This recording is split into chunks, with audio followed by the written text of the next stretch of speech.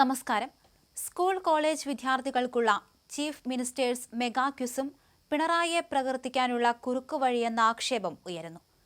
Mega quiz എന്നുകേട്ട് പങ്കെടുക്കാനെത്തുന്ന വിദ്യാർത്ഥികൾക്ക് മുന്നിലേക്ക് പിണറായി ഉത്തരമായി വരുന്നതോടെ സർക്കാരിന്റെ വികസന പദ്ധതികൾ സംബന്ധിച്ചതോ ആയ ചോദ്യങ്ങളാണ് ഇട്ടുകൊടുക്കുന്നത്.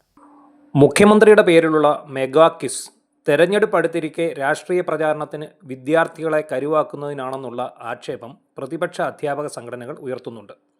ഇവരുടെ ആരോപണം ശരിവയ്ക്കുന്ന തരത്തിലാണ് ക്വിസിൽ വന്നിട്ടുള്ള ചോദ്യങ്ങൾ. ഇന്ത്യയിൽ ആദ്യമായി അതിദാരിദ്ര്യമുക്തമായ സംസ്ഥാനം കേരളമാണ്. 2025 നവംബർ 1 ഈ പ്രഖ്യാപനം നടത്തിയതാര് എന്നായിരുന്നു സ്കൂൾ തലത്തിലെ ഒരു ചോദ്യം. ഇതിൻ്റെ ഉത്തരം പിണറായി വിജയൻ എന്നാണ്.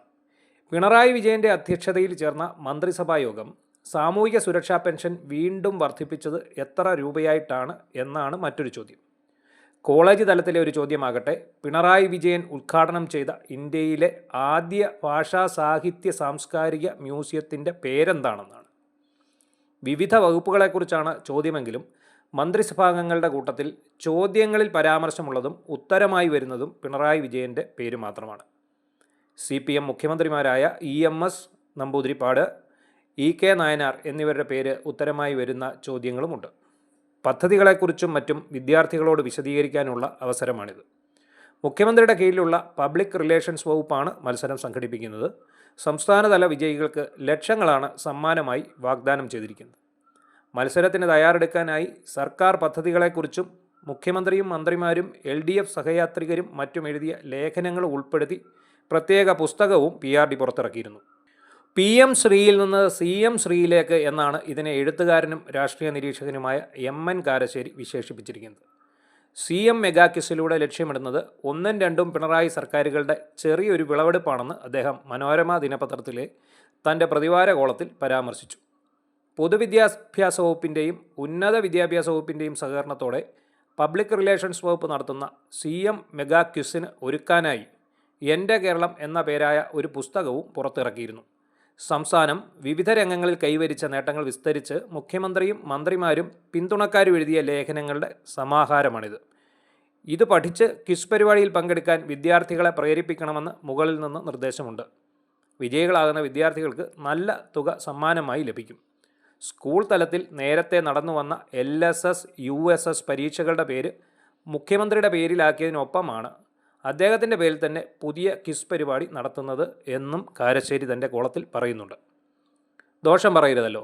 നാരായണഗുരു, MT വാസുദേവൻ നായർ തുടങ്ങിയ ഉത്തരങ്ങൾ എഴുതേണ്ട ചില ചോദ്യങ്ങളുമുണ്ട്. പൊതുവെ 2016-2026 കാലത്തെ ഭരണനേട്ടങ്ങളാണ് പ്രതിപാദ്യം. അതായത് 1ഉം 2ഉം പിണറായി സർക്കാരുകളുടെ ചെറിയൊരു വിളവെടുപ്പാണ് ലക്ഷ്യം. നാളെ കുട്ടികൾ പഠിക്കണം, ഓർക്കണം, അത് പറഞ്ഞു നടക്കണം. പാഠങ്ങൾ ഇളം പ്രായത്തിലെ പിടികൂടുക എന്ന ചൊല്ല് ഓർക്കുന്നതിൽ തെറ്റില്ല. പതിവില്ലാത്ത ഇത്തരമൊരു ക്വിസ് കൊണ്ടുവരുന്നതും അതിന് ചീഫ് മിനിസ്റ്റേഴ്സ് മെഗാ ക്വിസ് എന്ന് പേരിടുന്നതും തെരഞ്ഞെടുപ്പ് മുന്നിൽ കണ്ടാണ് എന്ന് സർക്കാർ വിമർശകർക്ക് തോന്നിയേക്കാം. അത് കണക്കാക്കുന്നില്ല. ജനാധിപത്യം ഇളം കുരുന്നുകളിലേക്ക് ഇറങ്ങിച്ചെല്ലുന്ന പുതിയ രീതിയാണിത്. 2016 മുതൽ രൂപം കൊള്ളാൻ ആരംഭിച്ച നവകേരള സമൂഹത്തിൻ്റെ ഭാവവും ഭംഗിയും വീര്യവുമെല്ലാം യുവാക്കളും ആഴത്തിൽ പഠിച്ചിരിക്കണമെന്നാണ് പൊതുവിദ്യാഭ്യാസ വകുപ്പിൻ്റെ ബോധ്യം.